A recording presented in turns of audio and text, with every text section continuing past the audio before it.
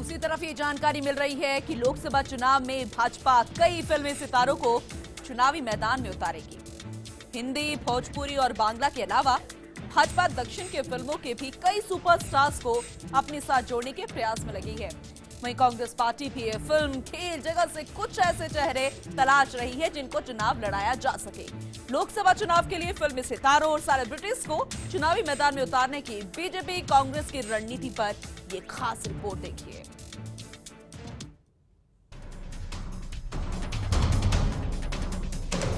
अगले लोकसभा चुनाव में भी भाजपा कई फिल्मी सितारों को चुनाव मैदान में उतारेगी। राज्यसभा के 2 सांसदों स्मृति ईरानी और रूपा गांगुली के चुनाव लड़ने की संभावना है। ईरानी एक बार फिर अमेठी सीट पर राहुल गांधी के खिलाफ चुनाव लड़ेंगी। रूपा गांगुली पश्चिम बंगाल से चुनाव लड़ेंगी। बाबुल सुप्रियो अपनी आसनसोल सीट से फिर चुनाव लड़ेंगे। पिछले दिनों हिंदी फिल्मों की मशहूर अभिनेत्री रही मौसमी चैटर्जी भाजपा में शामिल हुई हैं। वे भी भाजपा के टिकट से चुनाव लड़ेंगी। बांग्ला फिल्मों की अभिनेत्री लॉकेट चैटर्जी भी भाजपा से जुड़ी हैं। बताया जा रहा है कि भाजपा इस बार माधुरी दीक्षित को चुनाव में उतार सकती है। उनकी पुणे की सीट से चुनाव लड़ने की चर्चा है। नरेंद्र मोदी पर बन रही फिल्म में मोदी का किरदार निभा रहे विवेक ओबेरॉय और मशहूर अभिनेता अक्षय कुमार के भी चुनाव लड़ने की चर्चा है। भोजपुरी और हिंदी फिल्मों में अभिनय कर चुके रवि किशन भी उत्तर प्रदेश से चुनाव लड़ने की तैयारी में हैं। हिंदी, भोजपुरी, बांग्ला के अलावा भाजपा दक्षिण की फिल्मों के भी कई सुपरस्टार्स को अपने साथ जोड़ने के प्रयास में लगी है।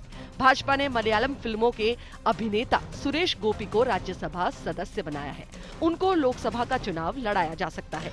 तमिलनाडु में भाजपा तमिल फिल्मों के सुपर सितारे रहे रजनीकांत के साथ तालमेल करना चाहती है और बताया जा रहा है कि तेलुगु फिल्मों के स्टार पवन कल्याण से भी भाजपा का तालमेल हो सकता है। कांग्रेस पार्टी भी फिल्म खेल जगत से कुछ ऐसे चेहरे तलाश रही है जिनको चुनाव लड़ाया जा सके, पर अभी तक इसमें कांग्रेस को कामयाबी नहीं मिली है। कांग्रेस के पास ले देकर एक राज बब्बर है जो राज्यसभा सांसद है। वे लोकसभा चुनाव लड़ना चाहते हैं, पर उनको उत्तर प्रदेश में कोई सीट सुरक्षित नहीं लग रही। वे मुंबई की किसी सीट से कांग्रेस एनसीपी गठबंधन के उम्मीदवार के तौर पर लड़ना चाहते हैं। फिल्म अभिनेत्री नगमा को कांग्रेस पार्टी चुनाव लड़ा सकती है, पर उनके लिए कोई सुरक्षित सीट कहीं भी नहीं है। तमिल और हिंदी फिल्मों की मशहूर अभिनेत्री खुशबू तमिलनाडु की किसी सीट से चुनाव लड़ सकती है।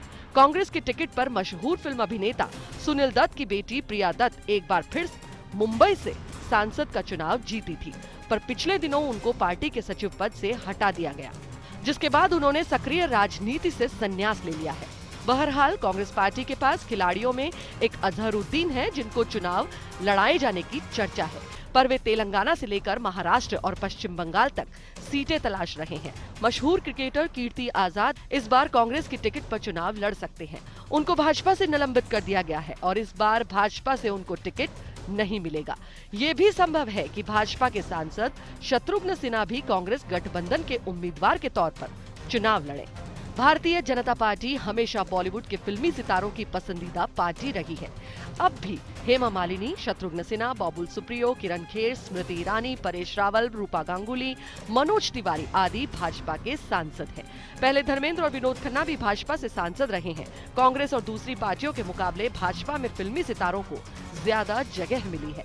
कांग्रेस से भी फिल्मी सितारे सांसद हुए हैं। राज बब्बर अब भी सांसद है। इस मामले में सिर्फ ममता बनर्जी की पार्टी ही भाजपा का मुकाबला कर सकती है। बहरहाल फिल्मी सितारों और सेलिब्रिटीज के चुनावी मैदान में उतरने से मुकाबला रोचक जरूर होने वाला है। Bureau report, first India news.